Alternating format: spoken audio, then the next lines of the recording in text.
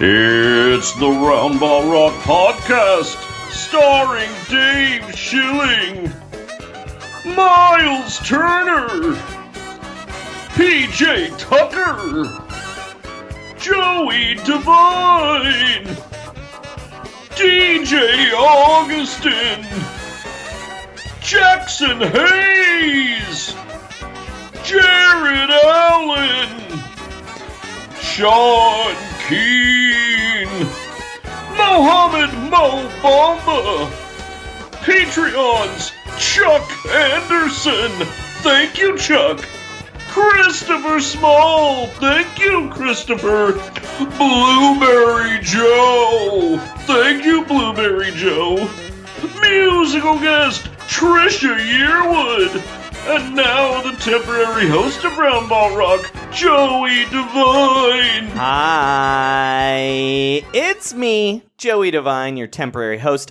of the Roundball Rock Podcast, and we are back with a brand new episode. I'm here, as always, with my very, very good friend, co-host, permanent co-host, Sean Keane. Sean, how are you? I'm alright. I kind of was writing on deadline tonight. I haven't really done that. Dude. Yeah. Who are you, Marcus Thompson III? It felt like that. I was watching a game with a laptop, and trying to file as quickly as possible. And then, like a real writer on deadline, I had to rewrite it dramatically because of what happened in the fourth quarter. Well, we'll get to that. But before we do, some business. As always, you can follow us on Twitter at RoundRockPod. Email us at roundrockpod@gmail.com. Donate to our Patreon at patreon.com/roundrockpod. 5-star reviews on iTunes. It's very weird. They only give you 5-star review. They only let you give us 5 stars, but hey, we're not complaining. And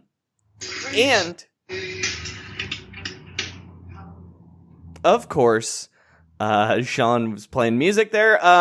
Yeah, I mistakenly toggled off my phone and someone sent me something with a Dave Matthews song auto-playing. Wow.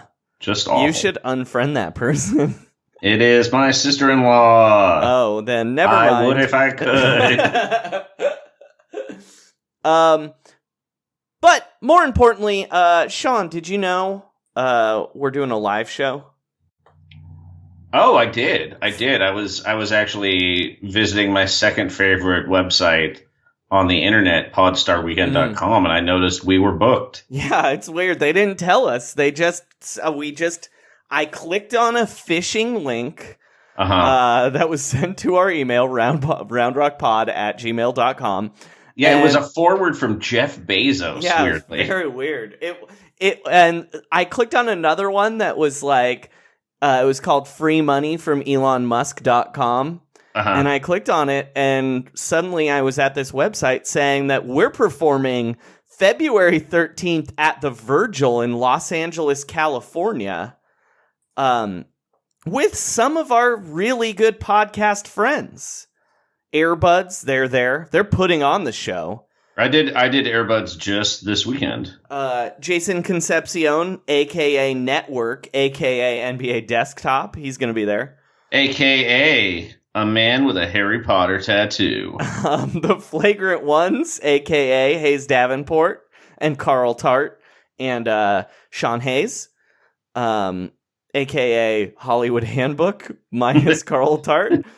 Dunktown, our friends, they're there. The Super Hoopers, we've been on that podcast. We have to have the Super Hoopers on. We're jerks for not having them on yet. Well, we love the Hoopers. See how it goes at Podstar Weekend, guys.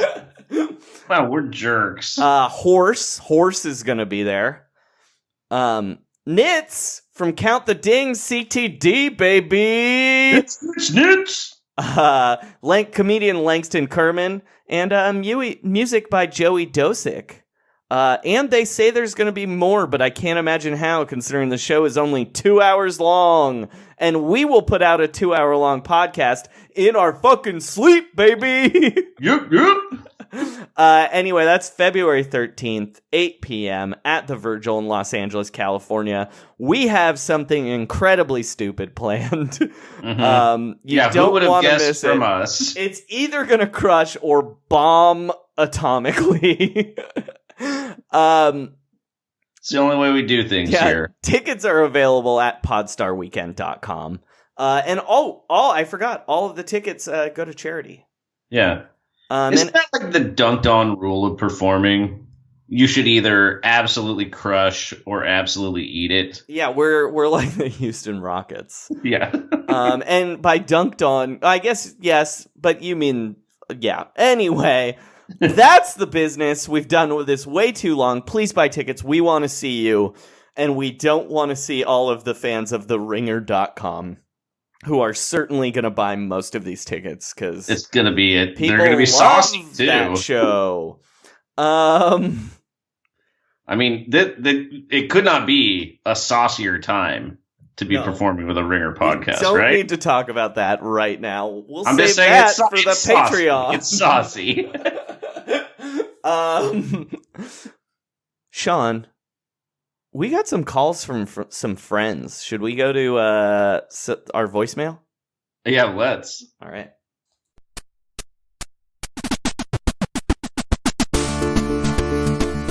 Sean and Joey can't come to the phone right now, but luckily phones are the domains of me, a robot. If you know the extension of Tillman Fertitta, please dial it now. Press 1 to have a single beer with Zach Lowe. Press 2 for Senegal-related inquiries.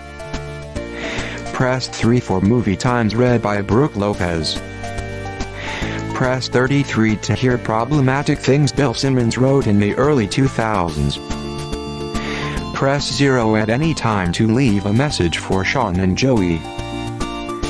That's right, you too can leave a message for Sean and Joey, just dial 323-682-0342. Once again, that number is 323-682-0342. Please give me a call. Being a robot is a solitary road. All right, Sean, our first call comes from a very good friend of the show. It's the dead of winter, right? We're still in winter time. It's been pretty cold. Yeah, even in Los Angeles, it's been fairly cold. And you know what I've been thinking? Sometimes I just look out my window and I wish, God damn it, why isn't it summertime? Mm-hmm. And the chillest time of year. It's as if my prayers were answered because we got a call from our exclusive summer vacation correspondent. Yeah, you got one of those flagrant ones. Why are you anyway? Our summer. I'm just trying to get in a good headspace for this thing. You're really going full heel here. I want to be friends with everyone. This is how I show love. But we heard from our summer vacation correspondent, one of our favorite people in the world, from Vice, from the Basketball Feelings newsletter, from the Locked On Raptors podcast. From Yahoo Sports Canada. From Yahoo Sports Canada. We heard from our very good friend, Katie Heindl. Here's her call. Hey, guys. This is your dedicated Summer Vacation Watch correspondent, Katie Heindl, calling with some, not the news I wanted to give you. So I thought I had a good line on awarding Mike Scott his MVP award tonight. I staked him out in the locker room, while he was just in his towel looking at his phone. And then I turned to, of course, turn my attention to the second greatest Kyler in the league, Kyler Quinn, to ask him some questions about yoga, of course. And then by the time I turned around, Mike Scott had snuck out behind me. Just a quiet little exit. So he eluded me for the first time, hopefully the last time. They'll be back. And hopefully I'll have a better update in terms of what his reaction was to winning MVP of the most prestigious award in basketball and professional sports. Okay. Bye. All right, Sean. How do you feel about Mike Scott ducking getting an award from our friend Katie Heindl and this podcast, right? We can declare that. That's true. It was awarded on our podcast. It did not officially get yet. It's partially our award. I'm just glad that no one fought Mike Scott over it. Mm-hmm. I guess we should explain for any new listeners out there. Okay. So Katie Heindl, our friend, at WTEVS, at whatevs on Twitter, is an NBA summer vacation expert. And earlier, and this summer, obviously, we had her on a couple of times to award who had the best summer vacation. And she said it was Mike Scott. He was in Toronto tonight, and he ducked giving an acceptance speech for the MVP award. I'm going to choose to think that Mike Scott didn't realize the gravity of what was happening, and also I'm going to just surmise that he was out getting another emoji tattoo. Okay, which one do you think he was getting? Oh, an emoji tattoo. Of course. Didn't they add like 74 emojis? Don't they do that every time? He's got to add them to his body. Okay, look. Here's what I'm going to say. If you're not going to accept the award, Mike Scott, at least have the benefit. Give Katie Heindl a note that she can open and say, I am accepting this award on Mike Scott's behalf because Mike couldn't be here tonight. Right. I'm just pretty sure it didn't from this call. I don't think it got to that level. It sounded to me like maybe there was no actual contact or discussion. Now, look, if you're going to get distracted from Mike Scott, one of the NBA's true greats, I can see how Kylo Quinn is the perfect person to distract you from him. Like, it's kind of amazing that she did not present the award because she had yoga questions for Kylo Quinn. Yeah, for the bar mitzvah man. The bar mitzvah man. Yeah. Like, apparently Kylo also Quinn. The yoga man. Yeah. And I gotta say, someone might have got a leg up on next year's MVP award. Here's the thing, though. You know what? Look, I love Kylo Quinn. It's cool he's a yoga man. But he'll never be the NBA's number one yoga man. No. Because that is, of course, a Jordan Farmar, who I remember one time was on SportsCenter doing yoga, and his yoga mat had the drawings of a basketball court on it. And I was just like, that is the lamest thing I've ever seen in my fucking life. I'll tell you, I'm pretty sure Harrison Barnes is a yoga man too. 100%. Because I remember like I want to say the first time he showed up at, I don't know if it was Summer League or he was just working out with the team.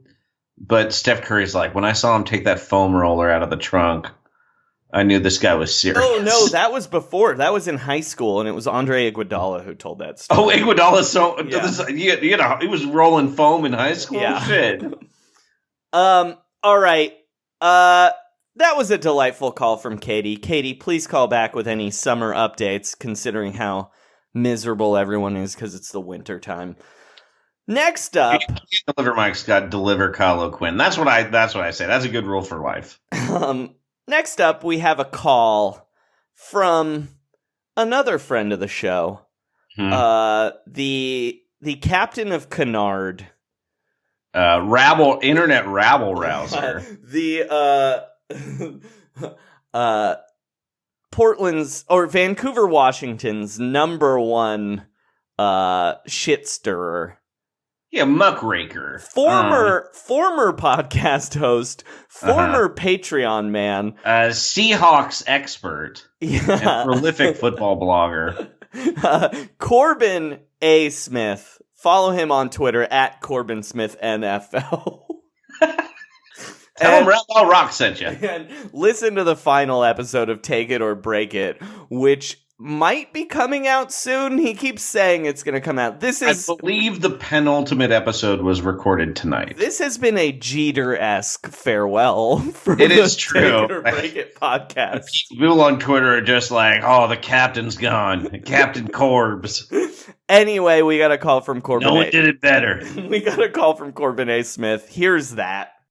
Hi there, fellas. Big Corbs here. I don't really have a podcast anymore, so this is kind of my only outlet to talk about sports. I'm putting away my dishes right now. I don't know if you can hear that.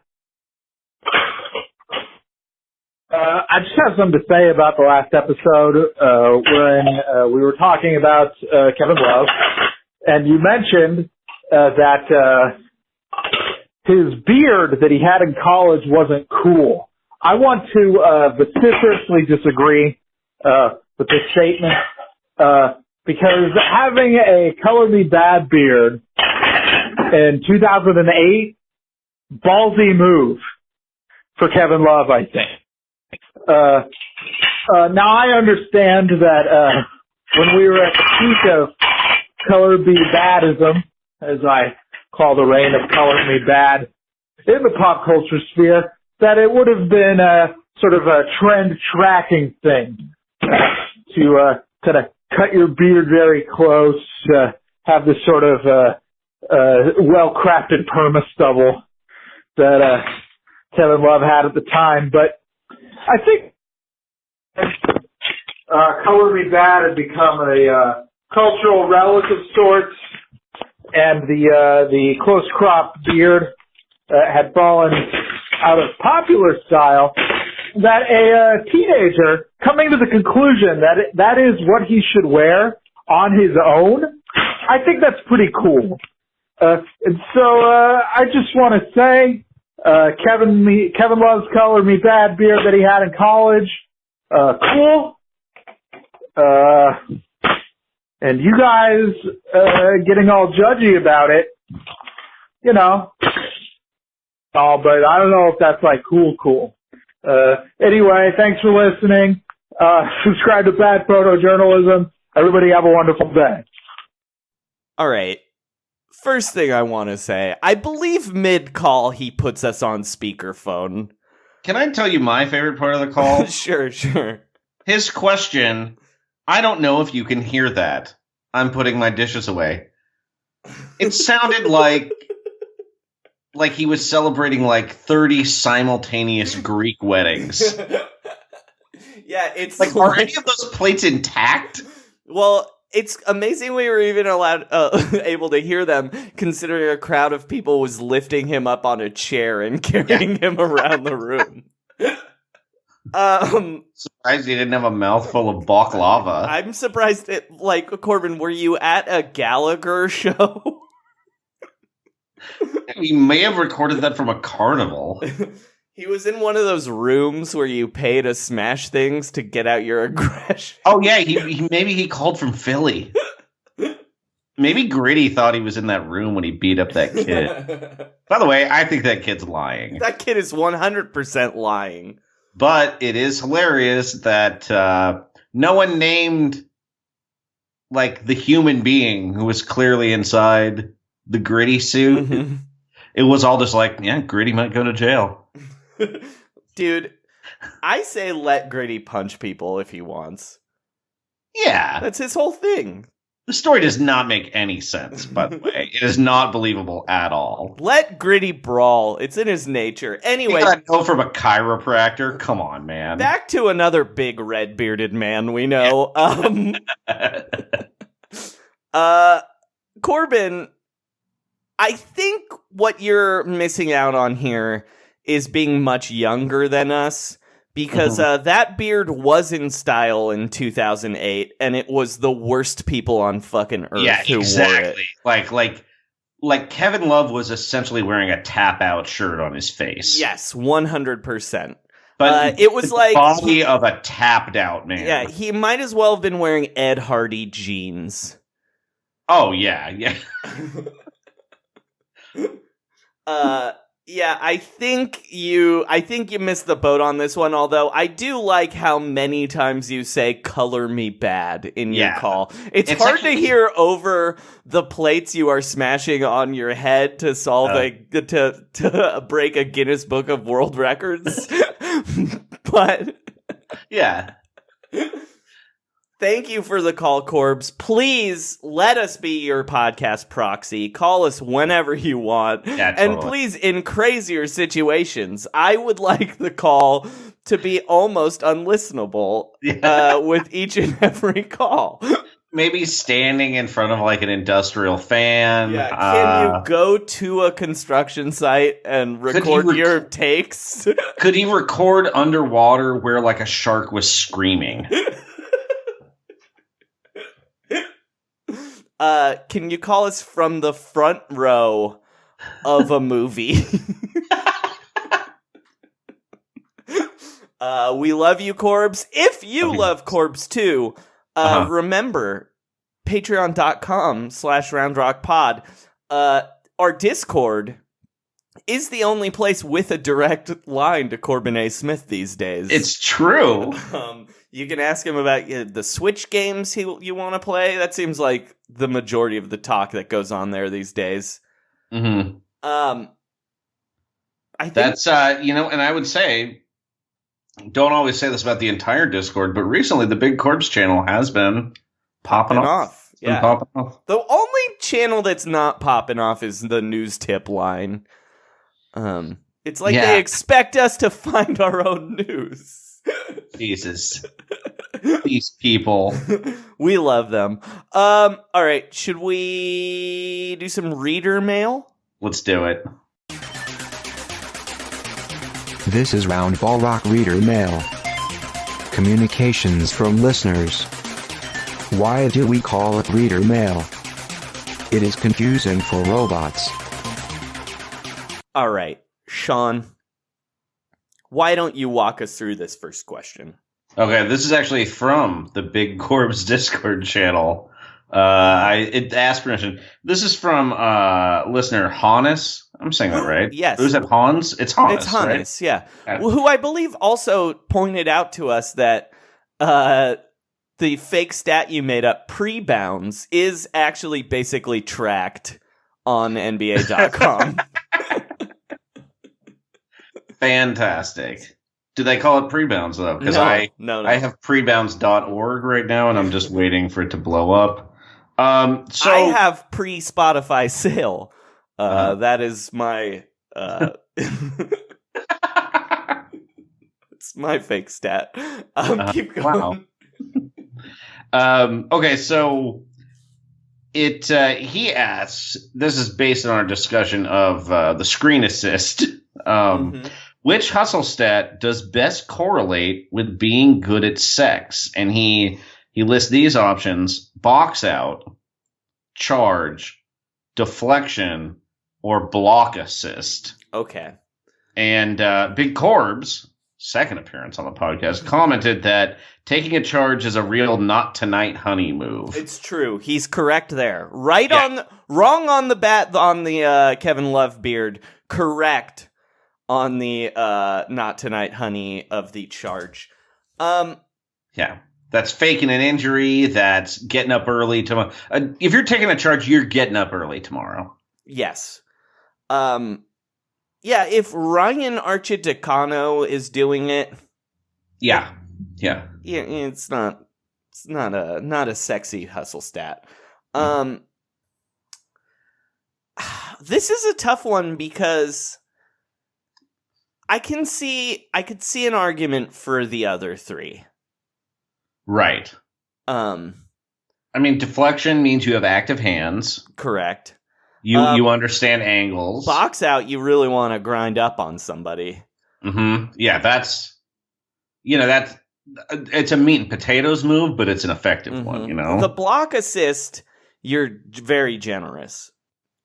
Yeah, that's almost like someone who, that's almost like I don't even care if I come. And you know what I mean? Like that. Yeah. Because it's like because look, people like a block. You get the most shine if you swat that shit out of bounds. Mm-hmm. But if you're just tapping it to a teammate, also that's Bill Russell, right? Mm-hmm. I feel like Bill Russell probably brought the heat. Sure. I mean, if you listen to our Billy Wayne Davis episode, there's a story about that. Oh, yes. From years ago. That's right. Look it up. Check out the archives. And I will have to go with block assist in this list. Are there any other hustle stats? The screen assist. No, like absolutely a kiss not. on the cheek at the end of a date. I kind of like deflections. You got good hands, you're paying attention, you're anticipating your lover's next move. Uh-huh. And it feels like an Andre Iguodala stuff. Yeah, sure. You know what's not good? Loose balls. No. You never want to have loose balls in the bedroom. Never. Oh. But yeah, that's a great question. If you have any, bring it. If you have differing opinions, let us know on twitter.com at roundrockpod, and we will send you to Big Corbin. All right, our friend Love Kebab 69, one of my favorite usernames of all of our listeners, I gotta say. Asked, I went to Ronnie Cycley's DJ set at a music festival here in Costa Rica a few days ago. One of the greatest sentences I've ever read. It was okay. I mean, that's actually pretty good for a former NBA player performing music. Yeah. What type of music would your favorite player spin if they took up a career in DJing? Well, I would say my favorite player in the NBA, Gordon Hayward, would mostly it would just be like Mario and Final Fantasy soundtracks. Mm-hmm. See, I think it's even deeper than that, dude. That's too easy for him. He's playing like he's playing like deep like Japanese RPG songs. You know what I mean? Wow. Like that. I mean, yeah. Okay, so if he's playing Mario stuff, it's from that like lost Japan only impossible game that tricks you all the time. I just think Nintendo's too cool for him to like it. It's like it's like fucking straight up like only things that came out on Xbox 360. It's like the Halo Reach soundtrack. I could see him playing like the Virtua Tennis theme music from yeah. As for me, everyone of course knows that my favorite player is JJ Redick. Right. And he, of course, would be DJing one of those Blade vampire raves. Oh.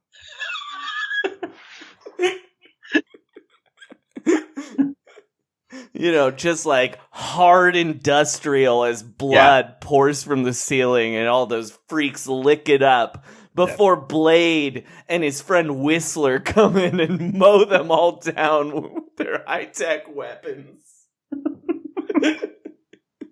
Use this, JJ.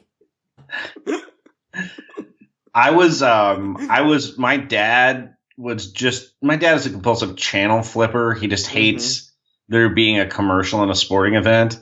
And last year he flipped and he got to Blade, which was on TNT or something like that. I mean, look, it was an afternoon weekend, so Blade is on some channel.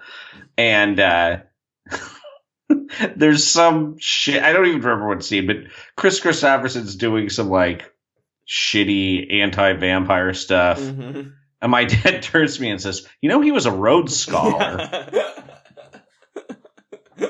What New Year's Eve was it, Sean, when you and I completely wasted turned on Blade 2 while eating like 40 chicken McNuggets? You know, I actually, yeah, well, I was actually, I think, sober because I drove us through the drive-thru.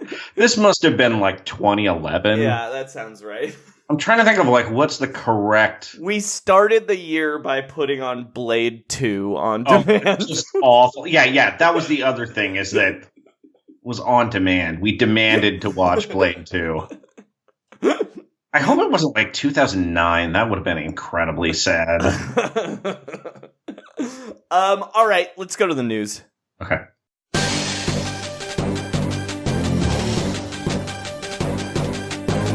This is Round Ball Rock News. Basketball news. For humans and robots. Trust the process. Sean, I have some incredible news for you. What is it, Joey? Do you know America's greatest website, chartable.com? Yes, my homepage, your homepage. Mm-hmm. I presume all our listeners' homepages. Do you know how previously our goal has been to reach number 1 in any country on chartable.com? That's true, yes. This week we charted in a new country. Sorry, Senegal! Baby, New Zealand. Oh my god! Number 17 in sports. Is this our highest rank in an English-speaking country? It is. Yes, it 100% is. I mean, no disrespect to all of our good friends in Serbia who speak perfectly fine English. We but never ranked you know in what I mean. Serbia. Oh, we just have 2 people that listen. Yeah. So you know what that means, though? Yeah. It's time to debut a new drop. Hit it, robot.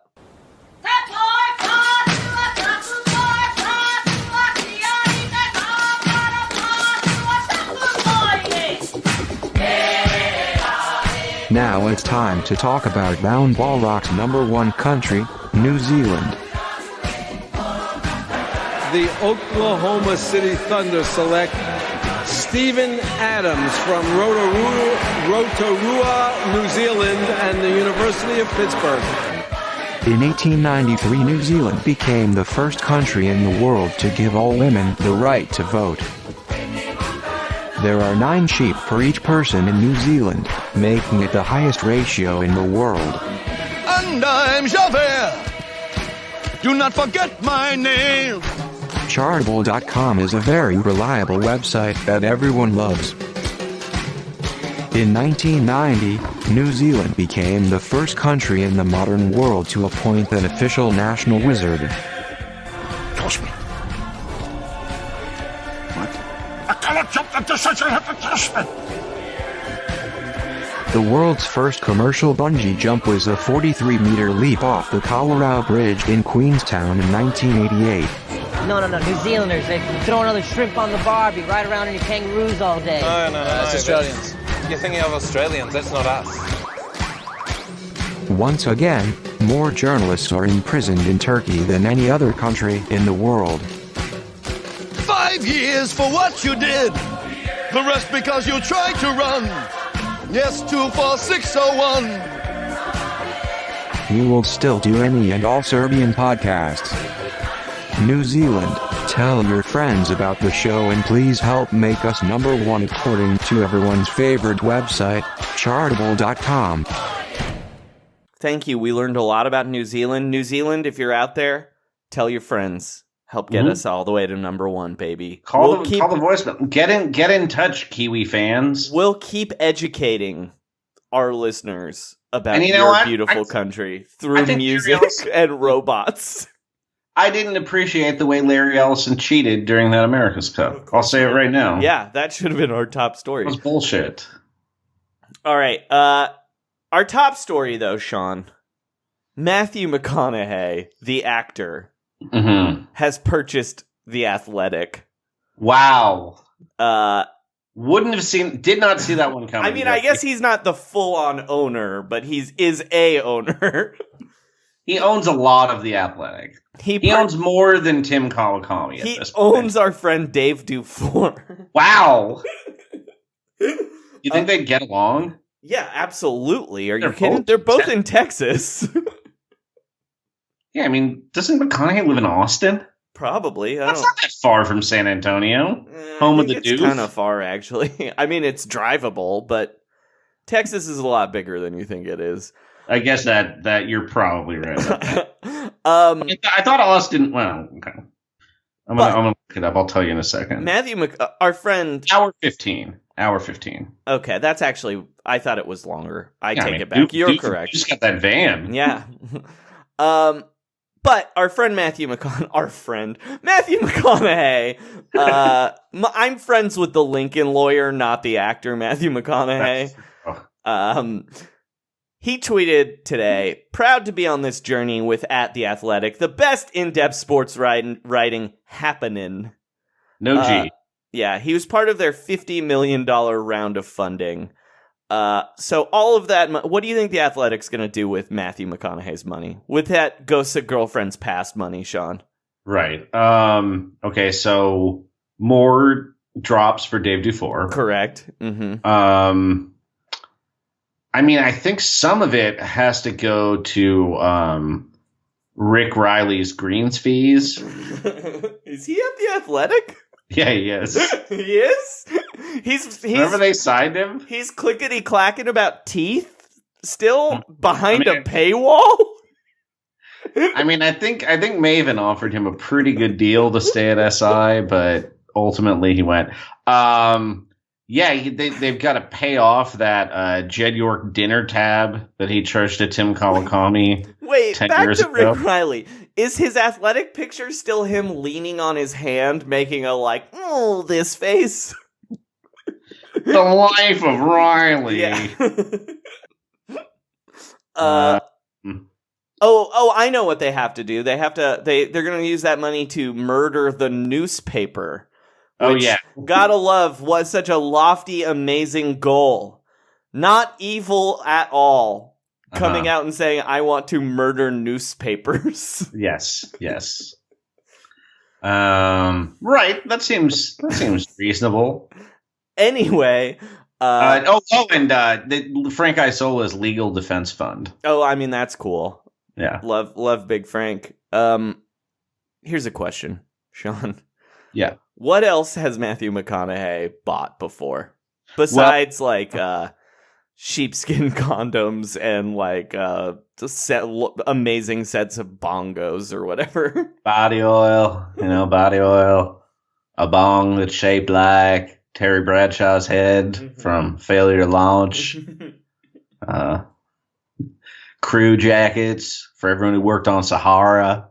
But recently he bought FC Austin, okay, an MLS team that is starting in 2021. He also is a large investor in something called Forward, a membership-only medical facility equipped with artificial intelligence and other cutting-edge technology. Wow, that sounds sinister. Not as sinister as trying to murder the newspaper, but, pretty sinister. Membership-only medical facility, huh? All right. I'm sorry, I just reread that sentence and I was like, maybe that is worse than killing newspapers. It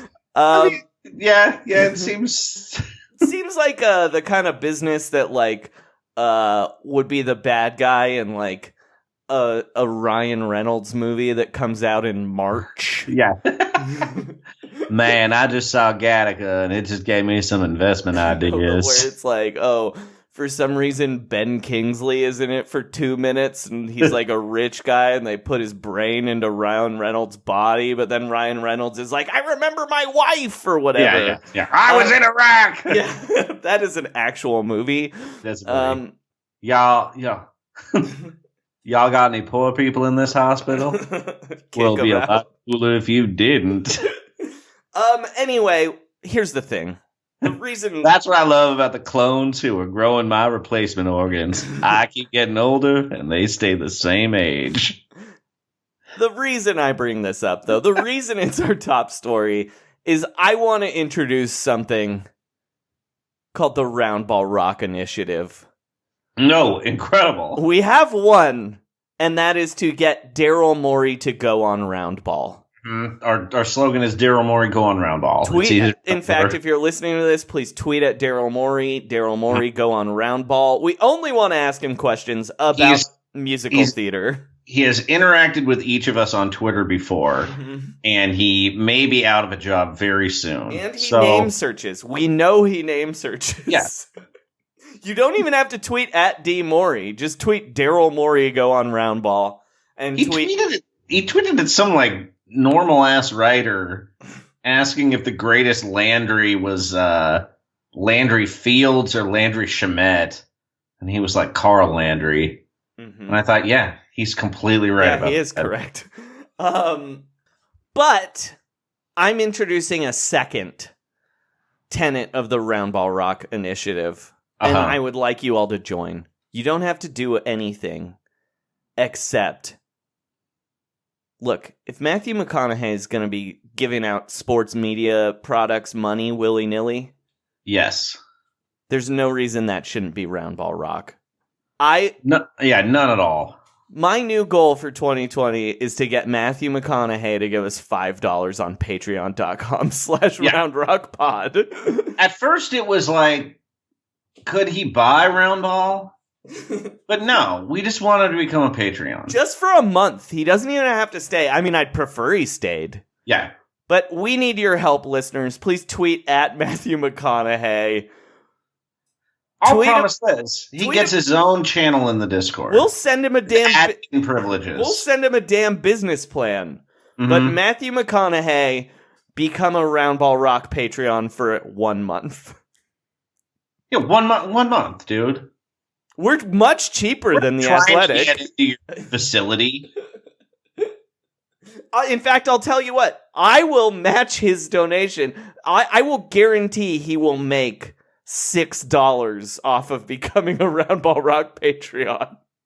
I will go to Netflix, search for his name, and stream the first movie that comes up. Oh no, I will Venmo him $6 if he gives the Patreon $5. That's what I'm saying.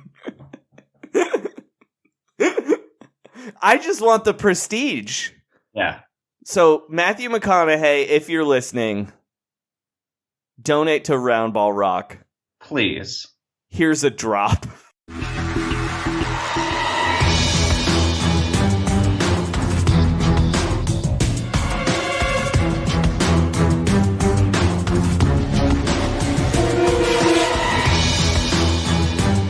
Hello, Shark.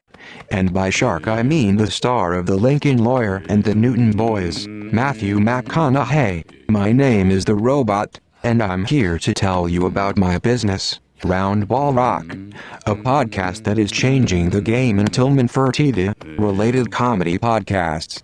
I'm looking for $5 for 100% of my company. Mr. McConaughey, in the movie John Grisham's A Time to Kill, you played a young lawyer fighting for what he believed was right. Well, it's time for you to believe in Roundball Rock. In Angels in the Outfield, you played on an Angels team that made the World Series all because a child wanted to live with a real family. I am a robot that wants to know love. It's time for you to believe in Roundball Rock. In Ghosts of Girlfriends Past, you played a man who is haunted by his ex-girlfriends. Why are they all dead? Did he kill them? It's time for you to believe in Roundball Rock. In The Beach Bum, you played a beach bum. It's time for you to believe in Roundball Rock. In conclusion, give us $5. Listeners, on the off chance he's not listening to our show for some reason, please tweet at Matthew McConaughey and beg him to be our Patreon. Just for 1 day. We are way cheaper than The Athletic. Alright, Sean. Look, everybody's gonna be talking about this. We've done 38 minutes and talked about basketball for maybe 4 of them. This is truly a Roundball Rock record. It is. But we didn't want to lead with this story because everyone's going to talk about it, but it's the only thing that's made anyone excited all year, so we do have to talk about it. Yeah. Sean Keane, Zion Williamson, America's biggest baby boy made his debut tonight. You watched the game. I watched every minute of the game. Walk us through what happened. So they were playing the Spurs, and he came out, and he was in the starting lineup. Whoa. Ball, Holiday, Ingram, Williamson, a hologram wearing a Favors jersey. Yeah. They're a man who does not exist. Favors. And he did not look great off the bat. He was not running well. He definitely looks like he's over 300 pounds. Like I'm not somebody that can guess weights that well, but just compared to, I'm just assuming if you did, anyway, he's just like 20 pounds heavier than he was in college. Okay. And he was listed at 285 then. Good. So I want him to be as big as possible. That's tight. Well, he seemed very winded at first, and then they were really limiting his minutes. He came out like 3 minutes into the game, and all he was doing at first was kind of passing, facilitating a little bit. And honestly, the Pelicans looked shook. Like they were getting a lot of open shots and just kind of clanking them. Ingram was pretty bad. And, the game was very Spursy, people from many different countries hitting mid-range jumpers. LaMarcus Aldridge taking Derek Favors to the cleaners. And then in the fourth quarter, Zion Williamson got incredibly hot. He had 5 points and 4 turnovers up to that point. And in what seemed like, I haven't looked it up, but it looked like it was about a 3-minute game stretch. He scored 17 points. He hit 4 threes and just was like on fire. At one point, he went for a layup. He kind of got stopped by Jakob Poeltl. And then he sort of both moved too fast for Poeltl and was too strong for Poeltl on the finish. And one of the great moments was I had just been like lamenting his size because he's like he looks shorter in the NBA just because everybody's taller. Well, he is short.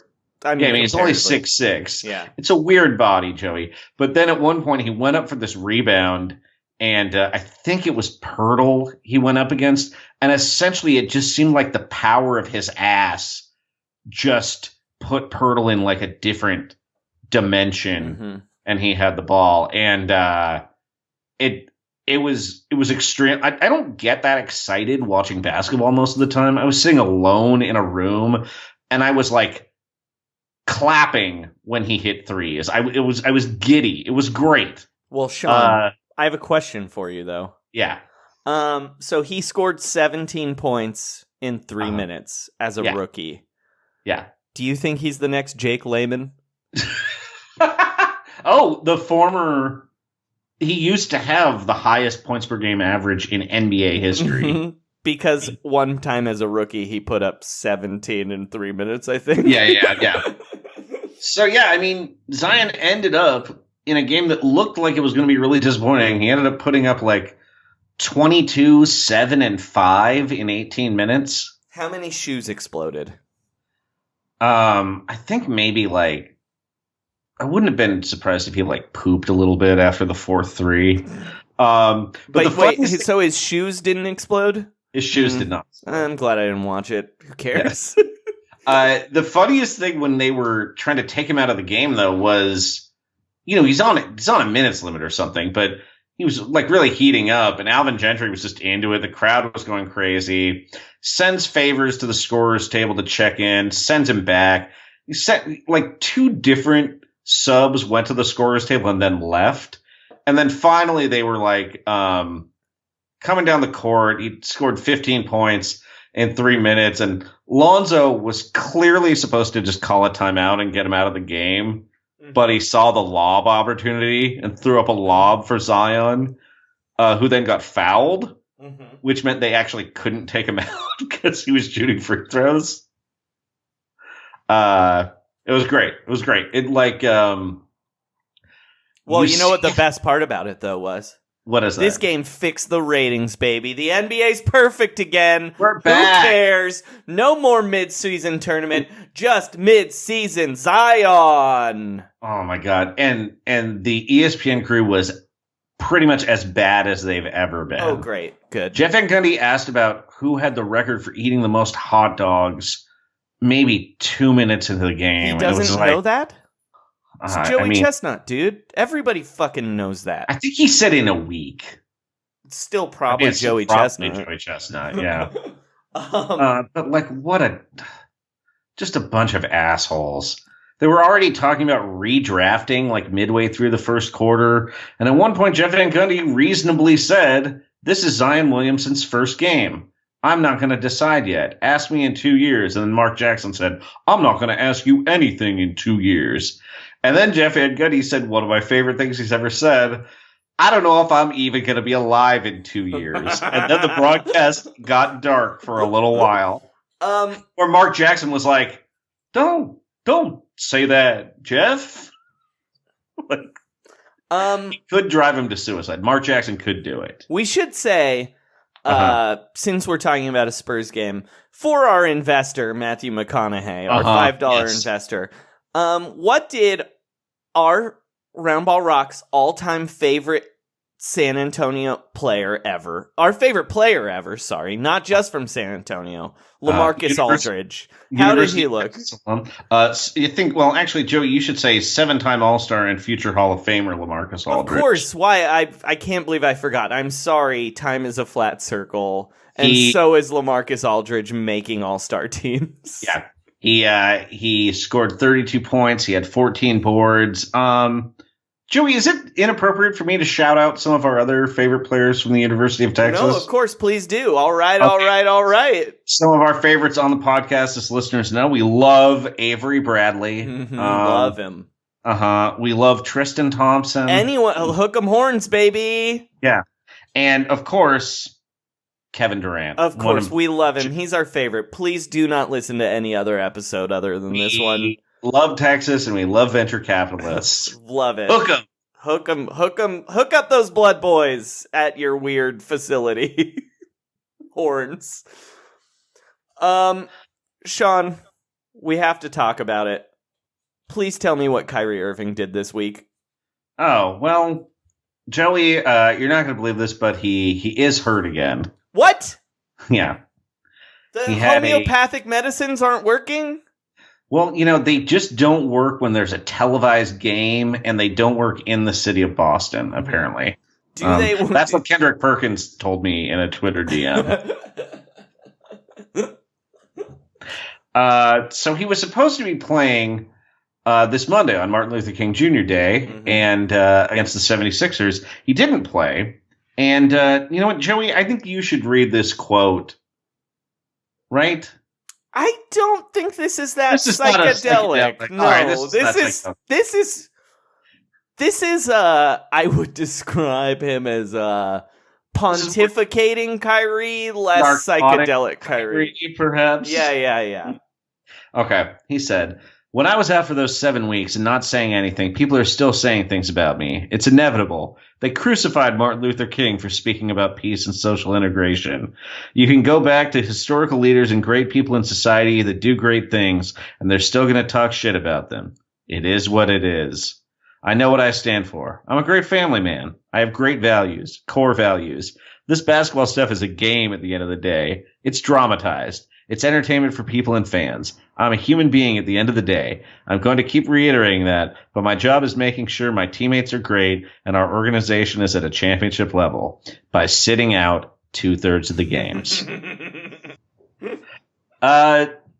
So he thinks he's a historical leader and a great person in society. Mm-hmm. I mean, he is a great person in society. He brought his Uncle Drew.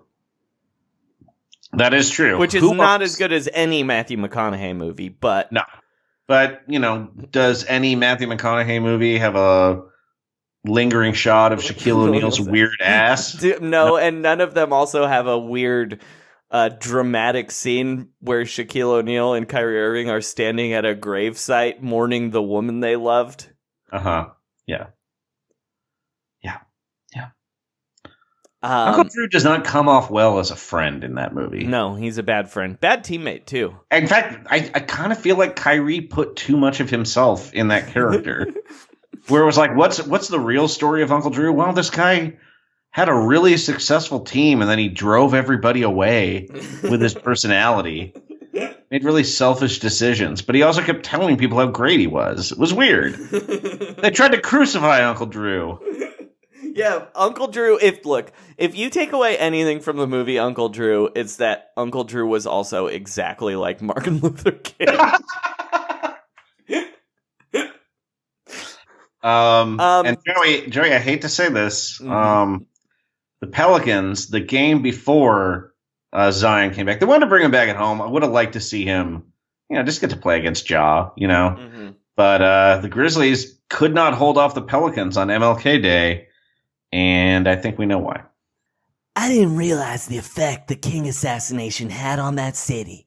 I think, from people we talked to and stuff we've read, the shooting kind of sets the tone for how the city thinks about stuff.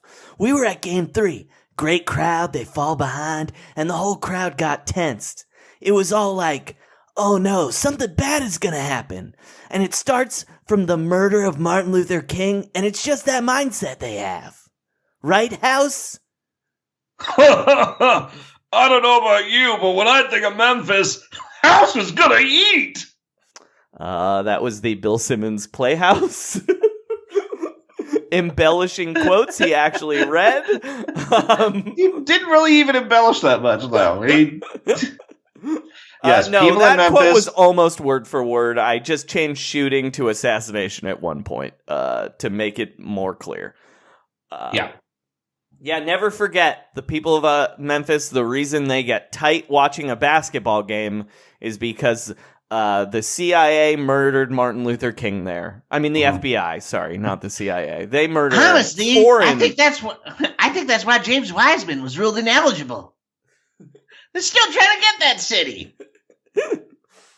All right, Sean, let's do one more. Which one do you want to talk about? Let's not talk about starters until they're actually out. Good, because they're also boring. And we'll talk about when we know. Yeah. You want to talk about Cat? Let's talk about Cat real quick. All right. Gerson Rosas. I'm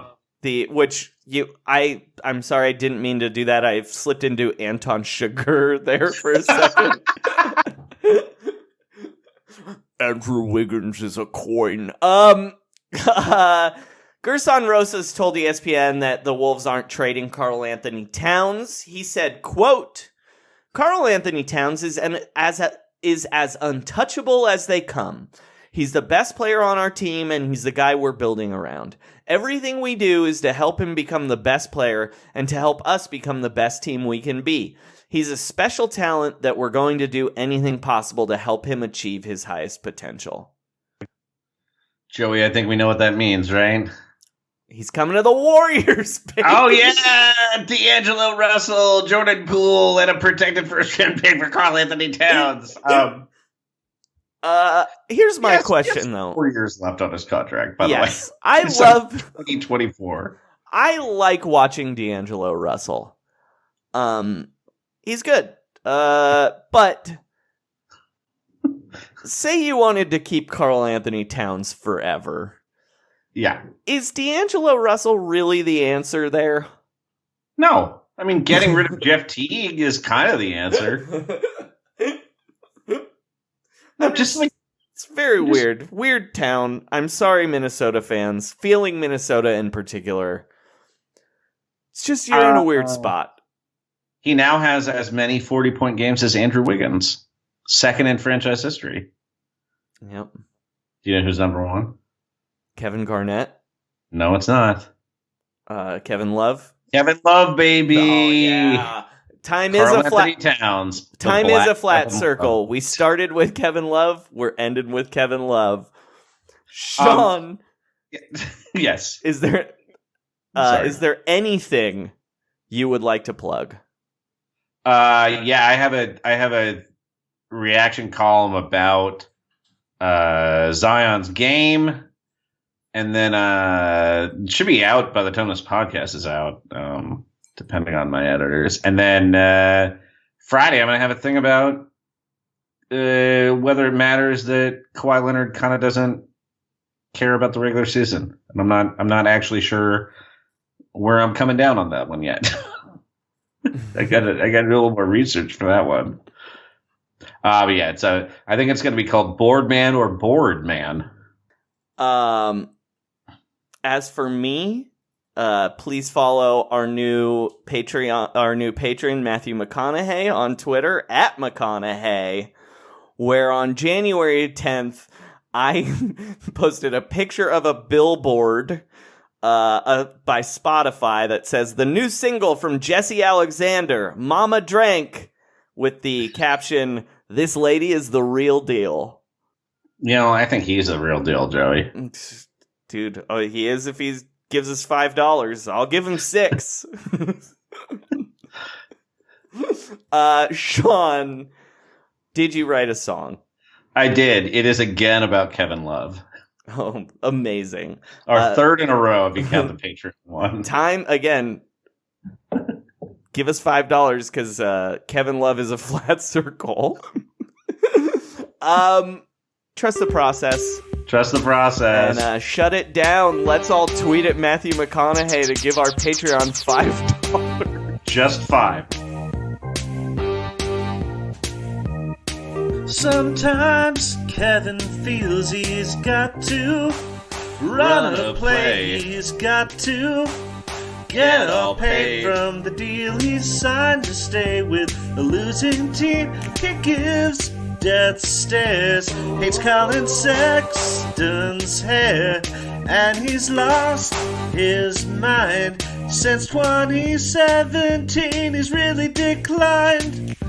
Once they dealt for you, they dealt. Now they're shopping you.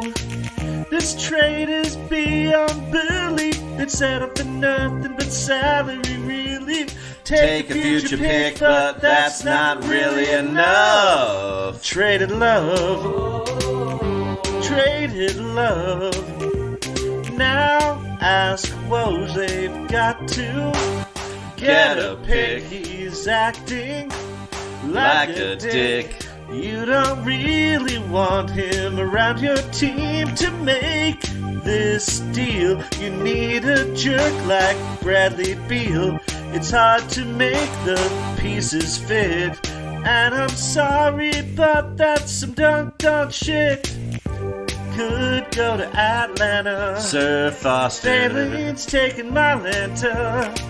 This angry love is toxic, the opposite of Luka Doncic. He drank 5 beers and yelled at Chetty. Oh! Traded love. Traded love. Don't wait till July. I don't want to see Larry Nance cry.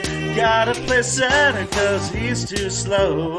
Now he's ending up in San Antonio. Traded love. Traded love. Traded love. Traded love. Oh, cut it, baby, traded love. Oh, cut it, baby, traded love.